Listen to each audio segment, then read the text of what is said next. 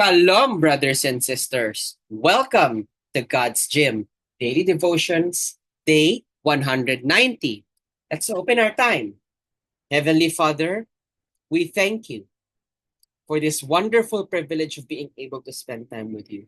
Lord, today is all about doing the right thing. Lord, our definition of doing the right thing has always been secular. In fact, we don't even know the difference between doing things right and doing the right thing. So, Lord, will you teach us that the difference, though thin, is very important and we must be able to recognize it? We love you, Lord. In Jesus' name we pray.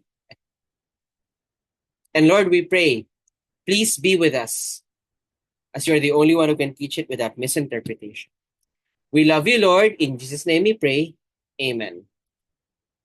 Okay, so you will notice that there was no video yesterday.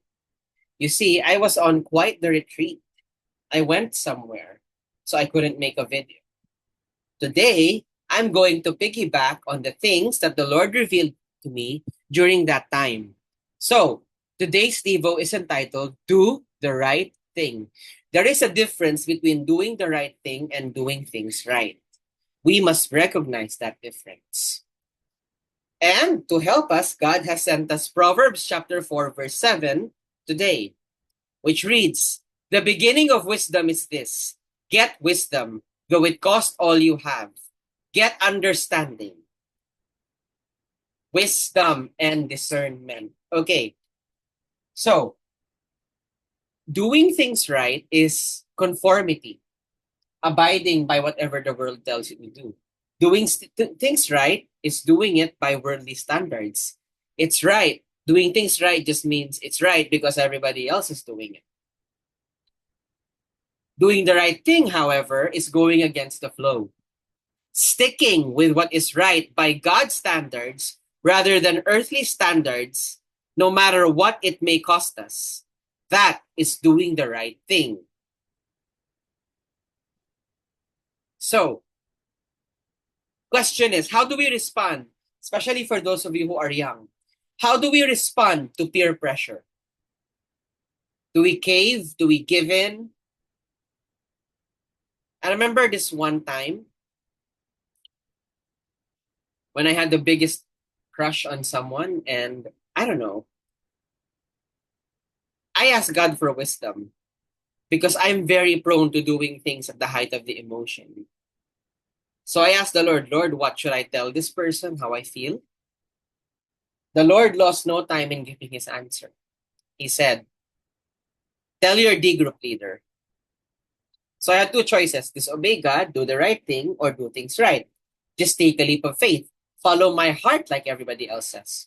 So I told my D group leader, and he basically said, if it's just that, a crush, an admiration, then you don't need to do anything.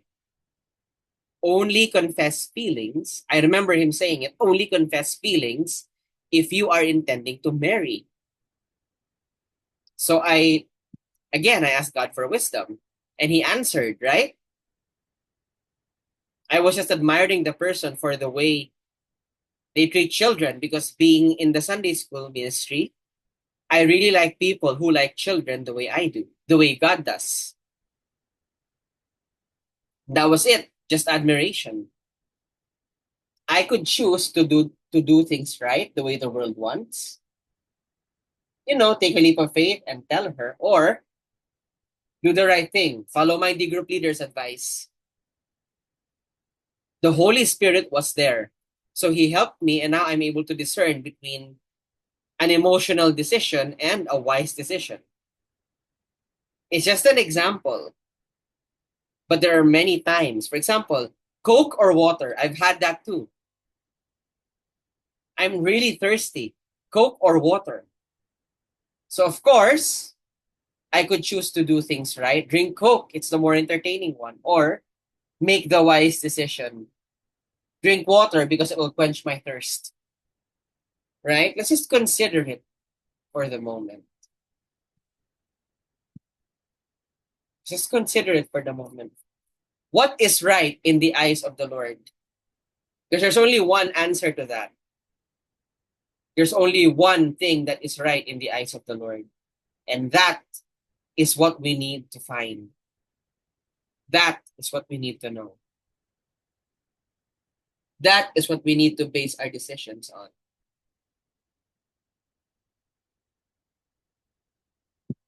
That's why it says the beginning of wisdom is this: get wisdom. Though it cost all you have, get understanding. See? We should never follow our hearts. We should instead, by the power and grace of Jesus Christ, teach our hearts or lead our hearts towards Jesus. Hearts are meant to be led, not followed. And with that, so before we go to our pause reflect, even if it means that your friends will hate you, stick with what is right in the eyes of Jesus. Even if it means your family, your mother and father, your spouse will hate you. Do what is right in the eyes of the Lord. God's not here to cause division. And yes, there is a calling to honor family, be a good friend, but there is no higher calling. It is not higher than following Jesus. There is no higher calling than following Jesus. In the Bible, he says, anyone who loves mother and father more than me is not worthy of me. Anyone who loves friends more than me is not worthy of me. Anyone who loves even spouse more than me is not worthy of me. Because that means that if they want you to do something, your family, friend, your friend's family or spouse, friends, parents, or spouse wants you to do something that you know God absolutely hates, you will do it instead of sticking with the Lord. So, we have to be willing to take up our cross and follow Jesus no matter what. We live for his happiness, to please him, not for the happiness of the people around us. And with that, let's pause and reflect. What is your definition of doing the right thing? What does it really mean to do the right thing? Please. Okay, so let's ruminate on that for a moment. I'm going to stop share screening for the moment. What does that mean? To do the right thing. What is our definition of it? And what does it really mean? So once again, I'm going to show you the pause and the reflection questions for today. So, what is your definition of doing the right thing? And what does it really mean to do the right thing? Please pause the video for as long as needed, and please put your answers in the comment section down below. You may also opt to put in your prayer requests, prayer praise items, anything at all that you would love to share with us in this way, or that God leads you to share with us. Because in this way, we will know exactly how to pray for you. And for those of you who put comments down below, who put your prayer requests, rest assured we are praying for you. We are praying for you. Me and the church I belong to. We are praying for you. Okay? And with that, let's close our time. Heavenly Father, we love you. And we fall even more in love with you because you're reminding us lovingly that following you is the highest calling we have, and thus is our highest priority. Heavenly Father, teach us to say no to even the closest people in our lives, should they ask us to do something that we know does not glorify you.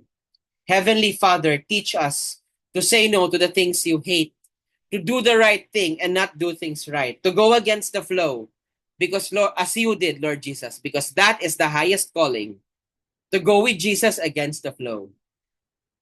Give us the wisdom and discernment we will need to determine what is right in your eyes and what is not. We love you, Lord. In Jesus' mighty name we pray. Amen. That will be all. God bless and keep you. Shalom, shalom, brothers and sisters. Shalom, shalom.